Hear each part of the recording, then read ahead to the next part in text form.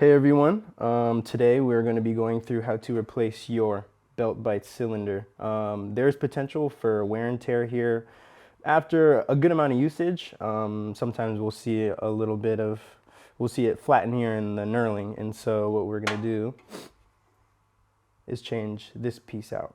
You're going to need these Allen keys. One should come with your unit, and we'll also need a wrench for the lock nuts on the other side of the belt bite, and I can show you actually.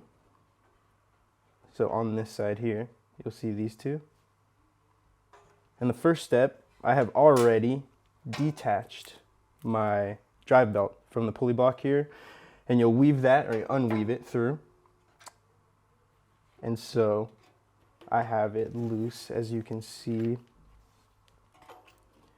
here, and detached from the shaft. So what we're going to want to do here is feed the drive belt through and under the belt bite cylinder. You can use this Allen key to release, but we do not want to let go of this here, as it will unwind your spring cassette, and that'll cause you to have to replace this as well. So we can just feed this without letting go of it back through here. And what I like to do is take the end of it, and you could feed it through maybe somewhere on your chassis or wrap it around, and I'll just tie a knot. Make sure that doesn't go anywhere. Now, the next couple steps will be to release this pin screw here and this bolt that connects through the belt bite cylinder in the middle of its housing unit. And so to do that, the first thing I like to do is I'll take this screw out, which sometimes might take a bit to release. There. And now it's loose for you to unscrew.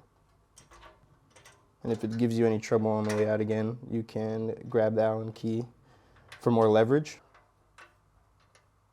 And as you're working through it, and we get these components out, you can place them on top of here on the bottom of the device, so you don't lose anything.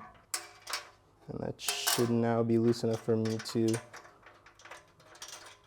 pop out. You want to keep the washer on there just so we don't lose that as well. And now the components kind of come loose.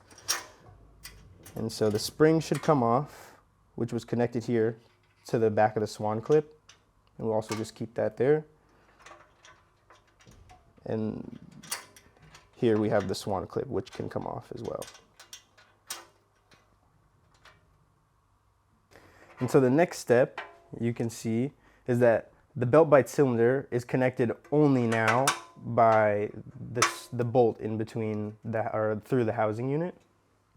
And so I have a 10mm wrench here, and we'll just hold the lock nut on the back end in place and release on this end and loosen it.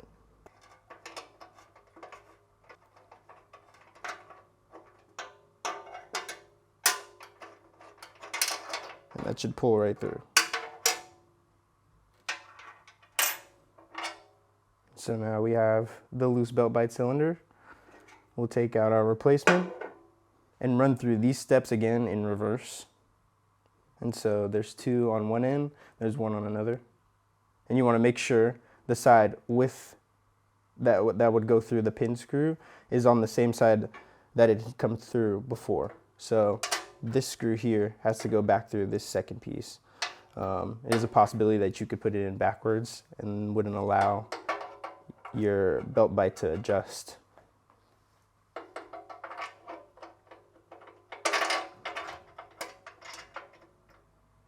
And so we place that back through.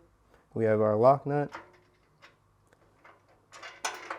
I'll kind of screw this back on the other side.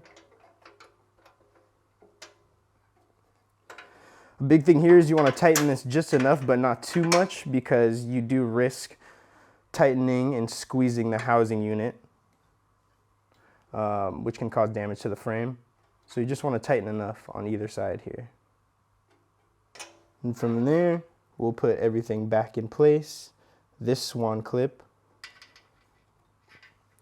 will connect over the bolt but it'll go under this swan lever, which will release your belt bite cylinder.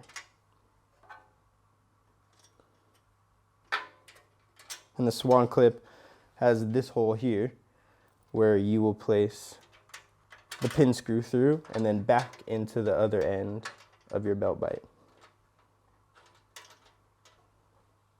And we can tighten this with the smaller Allen key.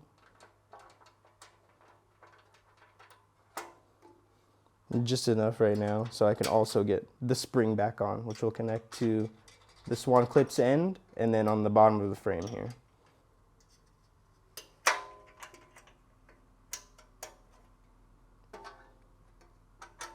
Now you can tighten this fully.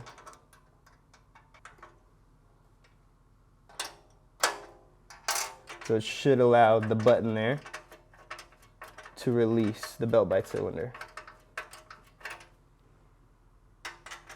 And again, you take your belt bite, you'd weave back through under here and back through your pulley block and then reattach to the shaft. And that is how you replace your belt bite cylinder.